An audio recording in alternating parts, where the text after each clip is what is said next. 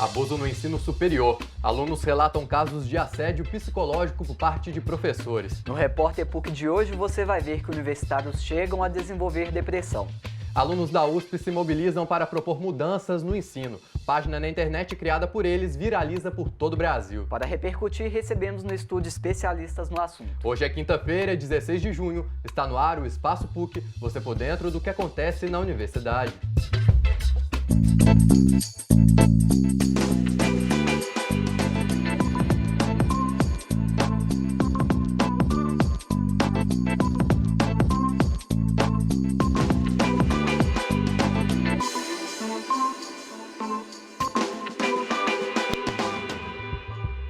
Olá, como você já sabe, quinta-feira é dia do quadro Repórter PUC aqui no programa e hoje o Pablo Nascimento traz pra gente um assunto pouco debatido, mas que acontece muito no meio acadêmico no Brasil, né, Pablo? É isso mesmo, Sérgio. Hoje vamos mostrar relatos de alunos que denunciam ações autoritárias de professores dentro das universidades. É muito preocupante isso, Pablo, e especialmente na universidade esperamos encontrar sempre um ambiente democrático e plural, né? Pois é, Sérgio, um estudante mesmo me contou uma vez que em sala de aula um professor estava dando aula, disse que ele estava acima do tablado, pois ele sabia mais que os alunos. Na hora eu fiquei em dúvida, mas depois, como outra pessoa me contou o mesmo relato, aí não teve como eu acreditar, né? E muitas vezes atitudes como essa que você disse agora chegam a desestimular o rendimento dos alunos, podendo até provocar algum tipo de patologia. Também é comum alunos desenvolverem quadros de estresse e ansiedade devido ao excesso de pressão ou autocobrança por resultados. E nesse cenário, estudantes se mobilizam para propor mudanças. Um pouco disso a gente confere agora na reportagem.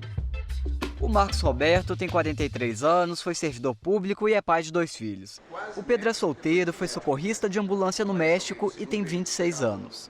Os dois são alunos do curso de Medicina da Universidade Federal de Minas Gerais.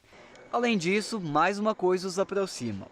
Ambos desenvolveram algum tipo de patologia psíquica após entrarem na universidade. No meu caso, foi no primeiro período que começou, quando entrei na faculdade, passou um pouco aquela euforia de, passei na faculdade, sou aluno de medicina agora.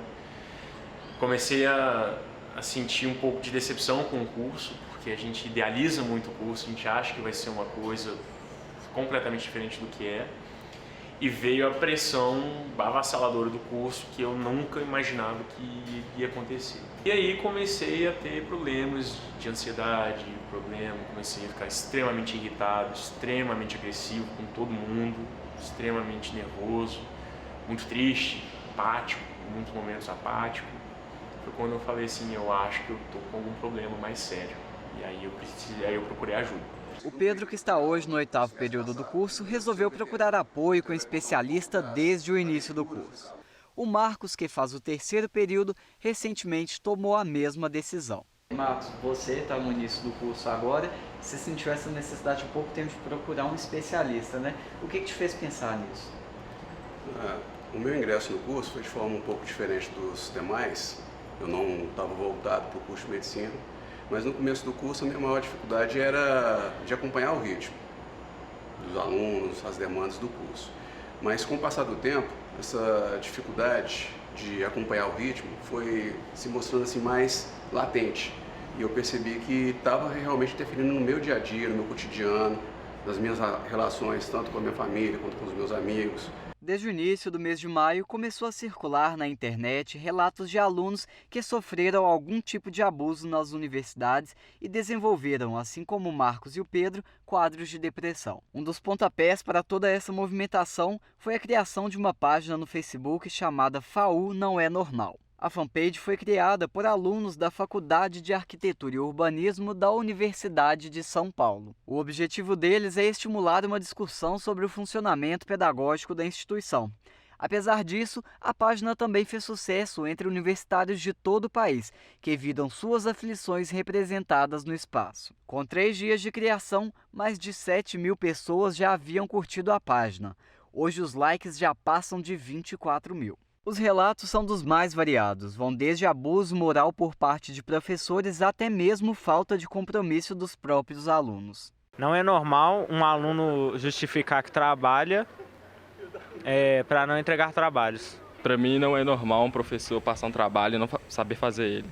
Para mim, eu não acho normal o professor cobrar uma matéria na prova que ele não passou em sala de aula. Para mim não é normal aprender alguma coisa no ensino médio que quando chega na faculdade é tudo diferente. Eu já ouvi professores, um professor específico, falar que o estudante de medicina ele tem que acordar estudando e dormir estudando. Assim, que a obrigação do aluno é estudar e não tem essas de querer ter pausa, pois o aluno é de medicina. Então, assim, existe muito esse estigma do aluno de medicina como alguém que tem que viver para o curso. E os próprios professores, pela demanda excessiva que eles colocam sobre os alunos, seja na forma de cobrança verbal mesmo, cobrança dentro de sala de aula, uma quantidade de trabalhos, projetos e seminários que nós temos que apresentar, ele acaba perpetuando essa mentalidade. Marcos, mas você acha que você desenvolveu esse sintoma de estresse muito mais por autocobrança ou por cobrança dos professores da universidade? Não, eu digo que as duas coisas, porque a demanda é muito grande, o curso é extremamente exigente, talvez até mais do que é necessário. A carga horária é uma carga horária assim, inacreditável. Eu nunca imaginei passar 14 horas na faculdade. Eu li sobre isso e falei assim, não, isso é exagero, não acontece. Mas aí quando você tem algumas atividades que você se interessa, precisa de uma monitoria, tem que participar de uma monitoria à noite, você acaba ficando 14 horas na faculdade, na hora que você vê, já está na hora de voltar para a faculdade. Bom, e tanto o Pedro quanto o Marcos, mostrados na reportagem, identificaram a necessidade de buscar ajuda para se recuperarem. Mas nem todo aluno tem essa percepção. Nesses casos é indispensável o apoio das famílias e das próprias universidades. A PUC Minas, por exemplo, oferece acompanhamento psicopedagógico aos alunos nas clínicas de psicologia, né, Pablo? Pois é. Agora há quem diga também que essas reclamações são exagero. Mas afinal, a estrutura educacional do Brasil estimula um possível abuso nas universidades? E para falar sobre isso, recebemos hoje, né, a pedagoga Shirley Salles, professora da pós-graduação em Educação da FMG. Shirley, seja bem-vinda ao Espaço PUC. Muito obrigada, boa tarde. E recebemos também a psicóloga, né, a Rita Ferrari, que é do Núcleo de Apoio Psicopedagógico aos Estudantes da Medicina da UFMG, o NAPEM. Sejam bem-vindas. Obrigada. Rita, vamos conversar com você. Você que trabalha lá no NAPEM, Núcleo de Apoio aos Estudantes da Medicina, é recorrente a busca dos alunos por esse apoio? Sim, muito recorrente e cada vez tem aumentado mais o número de alunos que estão buscando atendimento no NAPEM. E quais são as principais causas que estão levando esses alunos até lá? Assim, o quadro mais comum quando os alunos chegam lá é estresse, depressão, quadros de ansiedade aguda e crônica, e às vezes alguns casos mais graves. A gente tem aparecido casos mais graves também. Por exemplo? Ideação suicida muito intensa, quadros psiquiátricos mais graves também, que desencadeiam dentro da universidade. Shirley, e muitas pessoas, né, ainda há quem diga que essas reclamações, né, são exagero. Você concorda? Não vou dizer que são exageros, seria complicado falar assim hipoteticamente. Eu vejo com as minhas alunas, eu dou aula no curso de pedagogia e também na pós-graduação. Na pedagogia a gente tem um público majoritariamente feminino. E eu vejo algumas, às vezes, muito estressadas ou então ansiosas. E a universidade ela tem algumas formas de lidar com isso. A gente tem a Pró-Reitoria de Assuntos Estudantis, que atende essas demandas variadas, tem a própria FUMP, que tem um atendimento mais psicoterápico, agora tem também o NAPEM, enfim. Eu não posso dizer que é exagero, porque eu não conheço os casos, então eu não poderia dizer disso. Agora, como professora, eu não abuso, então, eu não dou nada que seja impossível das alunas realizarem, nada que seja excessivo, justamente pensando nessa conciliação da vida de outras dimensões da vida com a formação profissional na universidade. Rita, agora pensando um pouco, né, sobre o trabalho desenvolvido na NAPEM, quando o aluno chega lá apresentando esses sintomas ou dizendo que quer apoio, auxílio, quais são os trabalhos realizados? Bom, a gente tem uma procura muito além daquela que a gente dá conta de atender. Mas no NAPEM são oferecidos atendimentos individuais, de psicoterapia breve, aconselhamento, né, encaminhamento para outros serviços ou um aconselhamento psicopedagógico. A gente tem 2 programas que agora são ligados ao NAPEM, de técnicas de estudo, né, acho que é uma tentativa de melhorar a relação dos estudantes com o estudo mesmo, né, com a dedicação que tem que ter e tudo mais. E a gente tem um programa da tutoria, que é uma disciplina obrigatória que agora acontece no 2º período e que são grupos pequenos de reflexão de temas que geralmente causam angústias nos alunos. Shirley, e essa alta exigência, né, na tentativa de obter bons resultados, ela pode ser prejudicial? Então, essa autoexigência, ela não surge do nada, né? Eu pelo menos entendo dessa forma. Eu acho que ela é resultado de uma cobrança externa que vem se configurando não apenas no ensino superior. Ultimamente, a gente tem uma ansiedade muito grande, uma cobrança muito grande do desempenho dos alunos da educação básica, começando inclusive na educação infantil. Então, a gente tem uma série de vestibulinhos, ou de provinhas, ou de, enfim, uma série de medidas pedagógicas e avaliativas que são extremamente estressantes e que vão comprometer a relação dessa criança com a escola, e isso pode estourar no ensino superior. Então, claro que na educação básica a gente tem uma compreensão muito diferenciada do que é no ensino superior, porque no ensino superior a gente está lidando com a profissionalização das pessoas, o credenciamento para o exercício profissional. Então, a educação básica é outra forma de lidar com isso, é outro tipo. Mas a gente está tendo uma cobrança muito intensiva dessas crianças desde muito cedo. Há todo um investimento das famílias e também das escolas, um excesso, do meu ponto de vista. Excesso de cobrança, excesso de atividades, excesso de para-casa, excesso de dias letivos, excesso de trabalhos, isso comprometendo uma grande parte do dia das crianças. E aí, quando chega no ensino superior, isso já vem de um acúmulo.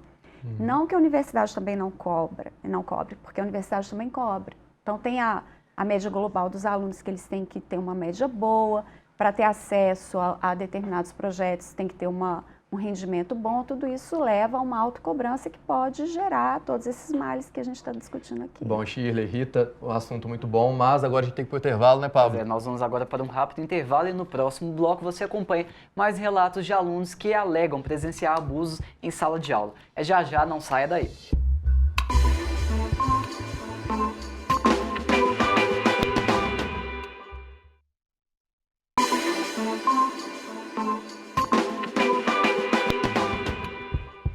Estamos de volta com o Espaço PUC. No quadro Repórter PUC de hoje, o tema é o abuso moral nas universidades. E agora vamos ver alguns dos relatos dos alunos da Faculdade de Arquitetura e Urbanismo da USP, a FAU. Publicados na página, só sentir culpa por dormir 8 horas não é normal. Ter crises de pânico causadas por trabalho também não é normal. Amizades na turma se desfazendo por favoritismo de professores. Não é normal.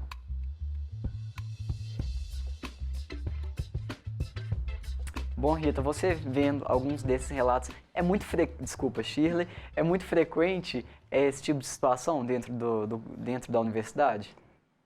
Lá na Faculdade de Educação, algumas dessas aí, talvez. Essa história de dormir 8 horas... Vamos pensar, quando eu estou dando aula para as turmas do noturno. As turmas do noturno são compostas majoritariamente por quem está trabalhando durante o dia. Então, atua profissionalmente durante o dia e estuda à noite. Então, isso gera uma necessidade de organização do tempo bastante eficaz mesmo, para conseguir conciliar os estudos e o trabalho, porque a formação na universidade, ela exige uma carga horária fora da universidade, fora do tempo de aula, seja lendo, fazendo trabalho, se preparando para as provas, etc. E isso pode comprometer as horas de sono, os fins de semana e também os feriados, eventualmente. Agora, no curso diurno, menos. A gente vê menos. Agora, outra lá que como é que era? Do pânico com os trabalhos, isso menos, porque quando você organiza bem o seu plano de ensino, você consegue distribuir os trabalhos ao longo do semestre para não acumular tudo ao final. Aqueles trabalhos que são mais demorados, mais trabalhosos, você organiza já, no meu caso, já explico, já oriento lá no primeiro dia de aula, então elas têm um tempo razoável para poder realizar os trabalhos sem muito acúmulo. O problema é que a maioria se desorganiza, deixa tudo para a última hora, aí rola mesmo de não conseguir dormir, rolar um pânico. Aí precisa de uma organização do próprio aluno, uma né? gestão do tempo bastante eficiente. Ô Rita, e como você vê esses relatos? Não deveria, né? Mas na faculdade de medicina isso é normal. Isso aí é o dia a dia. E é exatamente sobre isso que eu ia perguntar. A gente viu na matéria, né, um relato de um estudante que falou que os professores falam, não, tem que estudar porque medicina é assim. Como que esse aluno ele deve absorver isso, essa pressão do professor e trabalhar isso de forma que não interfira na vida e até no resultado dele na faculdade? Essa questão da cobrança e da autocobrança, da busca do perfeccionismo, da competição, isso são questões que acho que perpassam toda a formação médica, que é muito intenso, assim, muito intenso mesmo. Então, acho que tem que ser um movimento dos dois lados, sabe? Tanto a estrutura, os professores, a organização do curso precisa se adaptar um pouco mais às necessidades do aluno e o aluno também precisa corresponder um pouco. Assim, corresponder sem ser no desespero. E eu gostaria de saber um pouquinho da opinião de vocês. Qual que é o papel, então, da universidade dentro disso tudo que a gente está discutindo? Então, eu vou falar um pouco como professora. Eu acho que uma questão muito importante é escutar esses alunos e essas alunas, escutar atentamente. Eu tenho a prática, tanto no meio do curso quanto no final, fazer uma rodada de avaliação para que as alunas possam me dar o feedback do que funcionou bem e o que não funcionou tão bem assim. E incorporar esses elementos nas minhas práticas curriculares. Então, acho que é muito importante ouvir, porque às vezes ele está falando uma coisa que você não percebeu que estava fazendo. Então, é ouvir atentamente. Tem uma professora lá na FAI, que chama Inês Teixeira, e ela diz muito que o coração da docência é a relação. Então, você precisa se relacionar respeitosamente com esses alunos e com essas alunas, ouvindo e considerando a percepção que ele tem do curso, da disciplina e alterando aquilo que for possível. Agora, institucionalmente, o que a universidade poderia fazer? Eu acho que é isso, criar esses fóruns de escuta, de acolhimento das demandas desses alunos e dessas alunas e, com isso, promover formas de aprimoramento do trabalho que a universidade desenvolve para garantir a qualidade que ela deseja e tem comprometimento ético, inclusive, com isso, de garantir uma boa formação profissional desses sujeitos, mas sem danificar o emocional e até a condição de vida dessas pessoas. E para você, Rita? Eu concordo bastante com o que a Shirley falou. E esse ano desde o ano passado, foi criada na UFMG uma rede de saúde mental da UFMG. Eu participo dessa rede e a ideia é criar uma política de saúde mental para justamente assim, oferecer espaços de escuta, estimular não sei se é estimular a qualidade de vida, mas vai ficar assim, estimular a qualidade de vida sem ser assim, prestando assistência, porque se a gente ficar focado só na assistência, assim, adoeceu, vai para assistência, quanto mais a gente tiver esse serviço, mais ele vai ser usado, mais as pessoas vão adoecer e mais a gente vai tratar o estresse ou a formação como algo que pode ser patologizado, né? Seria um trabalho de prevenção, então. Sim, né? Prevenção, de estimular. Esse ano a gente teve, agora há pouco, em maio, a 4ª Semana de Saúde Mental da UFMG, em que o tema foi Por uma Vida Menos Solitária, dentro da universidade, porque um dos fatores de adoecimento dos alunos, além da pressão, da autocobrança, do perfeccionismo, da perda das redes de suporte, porque você não tem mais tempo para encontrar amigos, você não tem mais tempo para fazer um esporte, você não tem mais tempo para lazer. Então, além disso tudo, chega na universidade, fica sozinho, não tem espaço de convivência, é difícil, as relações são difíceis, são muito hierarquizadas. E nós Então, temos um cenário também onde muitos alunos vêm do interior, moram sozinhos, muitos estão né? sozinhos Como fazer aqui. para suprir essa falta da família, né? Que muitas vezes seria um ombro amigo para desabafar, para conversar. Na pós-graduação isso é mais drástico ainda. Lá na FAI, por exemplo, a gente recebe alunos e alunas de vários países. A gente tem um doutorado latino-americano que vem pessoas de outros países aqui da América Latina. Então, é toda essa política de acolhimento dessas pessoas que chegam aqui e precisam criar uma rede para não serem tão solitários e ficarem só envolvidas com a formação. Dentro do universo da UFMG, que é onde a gente está, com o Enem, com o SISU, cada vez mais os alunos estão vindo de outras cidades, do interior, de outros estados. Então, essa condição aí de estar longe da família, estar longe da rede de suporte conhecida, está ficando cada vez mais intensa. Então, a universidade precisa também se adaptar a essa nova realidade, né? Precisa ter espaço de convivência, talvez algum programa que estimule essa... Para saber atender essas demandas desse novo perfil de desse aluno, novo né? perfil de aluno e de não deixar que os estudantes adoeçam. Saiu uma reportagem há pouco tempo dizendo que 13% dos estudantes universitários como um todo estão adoecendo psiquicamente. É muito grande. Isso é muito É um grande. número muito expressivo. Muito expressivo. Isso, dentro do universo que eu estou, que é na Faculdade de Medicina, ainda é um pouquinho maior, assim. A gente tem mais ou menos 2.000 alunos na medicina. A procura anual no NAPEM são de 460 alunos. Isso é 1/4 dos estudantes estão se sentindo adoecidos. E esses são os que procuram o NAPEM. E claro que tem um número aí que procura apoio, né, em outros particular, fora, na saúde pública. Ou que não isso pode procurou interferir ajuda. no profissional que aquele estudante vai se tornar, né? Sem dúvida. Com certeza. Tem uma outra situação também, porque hoje a gente vê muitos autores de livros, empreendedores também, que realizam grandes palestras para poder criar essa cultura, né, da eficiência. Isso é prejudicial? Bom, eu não desejo esse tipo de sociedade. Eu trabalho ativamente, me mobilizo, enfim, para a construção de uma sociedade mais solidária, mais colaborativa, mais cooperativa. Eu não estou incitando nem provocando a competição e nem essa eficácia toda dos processos. Então, eu discordo dessas abordagens e não é esse o tom que eu dou para as minhas aulas e que eu conduzo a minha vida e os lugares onde eu estou. Mas eu acho sim que esse tipo de discurso, de discursividade, tem produzido vários efeitos nefastos. Um deles é esse, de você ter que ser bem-sucedido em tudo, feliz sempre. Isso traz danos, certamente. Não se irrita Desculpa, Sérgio. Bom, Rita, muitos alunos, estudantes e professores com certeza estão nos assistindo, então gostaria que você deixasse algum recado para eles, levando em conta tudo que a gente discutiu aqui hoje nesse nosso bate-papo.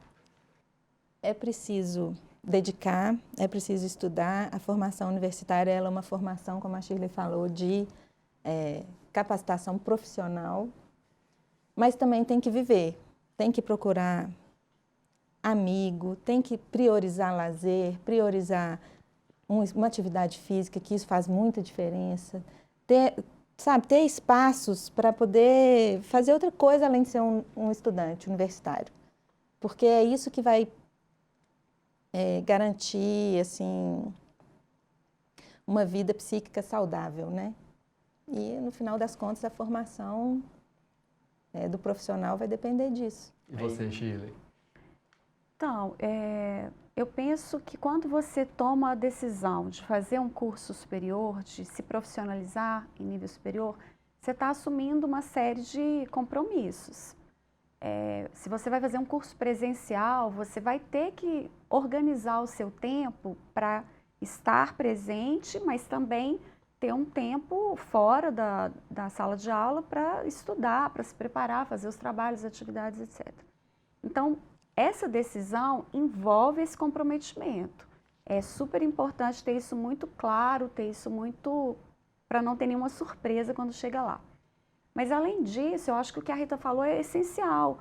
Você não vai deixar de ser outras coisas só porque virou estudante universitário. Então, é preciso garantir, sim, um tempo de respiro, de alegria, não que a universidade não tenha, mas que você tenha outros momentos de sociabilidade, em que você possa namorar, dançar, ir ao cinema, ir ao museu, frequentar espaços que te alegram e que te fazem relaxar e descansar e conseguir entrar em equilíbrio. Acho que equilíbrio é a palavra central nisso tudo, para conseguir ter uma boa formação, uma formação consistente, comprometida, responsável, que vai fazer de você um excelente profissional, uma excelente profissional, mas sem adoecer por causa disso, então né? E fica sem perder outros laços, né? Só mais uma coisa que eu queria falar é buscar ajuda. Também. Sentir o que está ruim, que está desequilibrando, está ficando...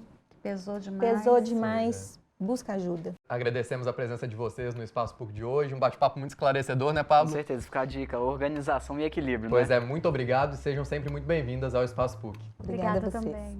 E amanhã é dia de Espaço Cult, mas na segunda-feira eu estou de volta com o Espaço PUC às 4h30 da tarde e eu espero por você. E você pode participar da nossa programação através do e-mail espaçopuc@pucminas.br e também pelas redes sociais da PUC TV. Gostou do programa de hoje ou tem alguma sugestão? Manda pra gente. Na próxima quinta-feira eu estou de volta com mais Repórter PUC pra você. Até lá. Até segunda.